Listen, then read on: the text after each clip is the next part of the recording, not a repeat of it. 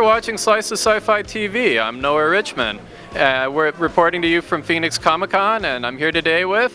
Myke Cole. Hey, thanks for taking some time out to talk to us tonight, Mike. It's great to see you.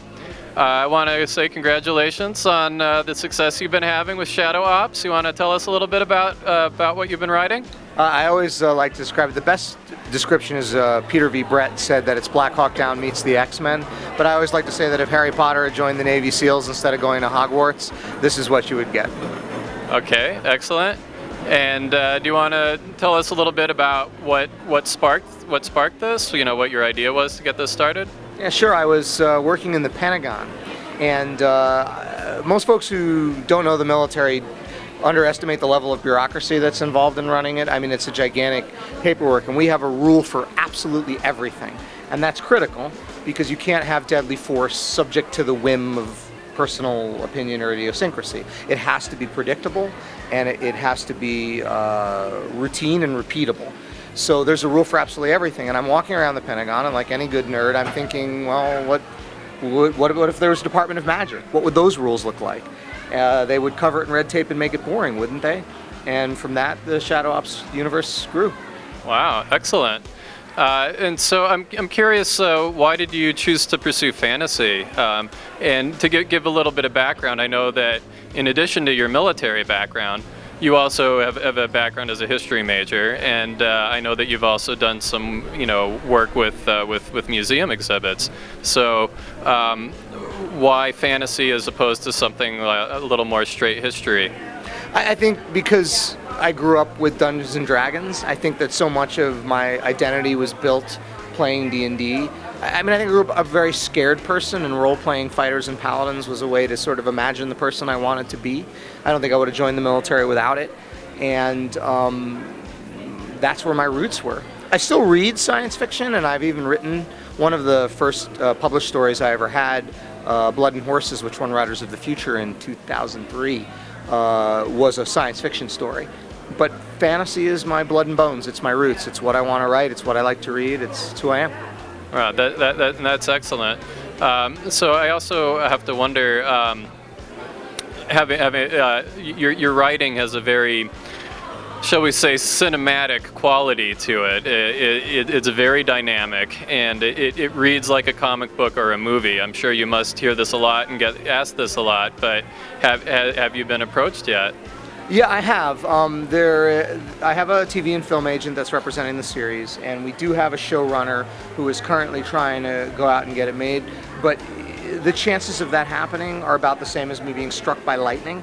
So I try not to think about it at all. Look, no one would be happier to see this made into a film or a television project than I would. But until someone brings me a contract, Hollywood is a land of raids and specters where everyone's really excited about something. Until I'm cashing a check, then I'm just going to have to say no. Right. Is there any other spin-off media though that Shadow Ops is moving into?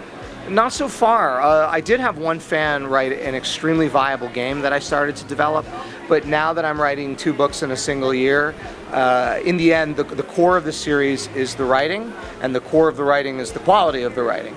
And I have to use my time judiciously. And right now I have enough time to work on 2 novels. I do not have enough time to work on 2 novels and develop a game and pursue other things. So I'm certainly open to and encouraging other forms of media, but I don't have the time to, for example, write a comic book script on spec and try to get it sold. Right. So is there anything that you'd like to talk about that you do have coming up?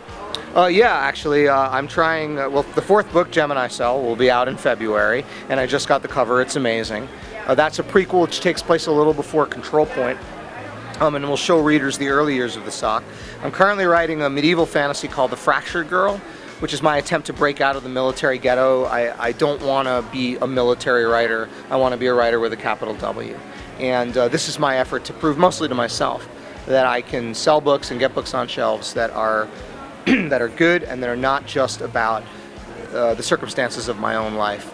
So fingers crossed, my agency's agreed to take it on. I have about another 50,000 words to go on it, so I'm hoping to get that out to market soon.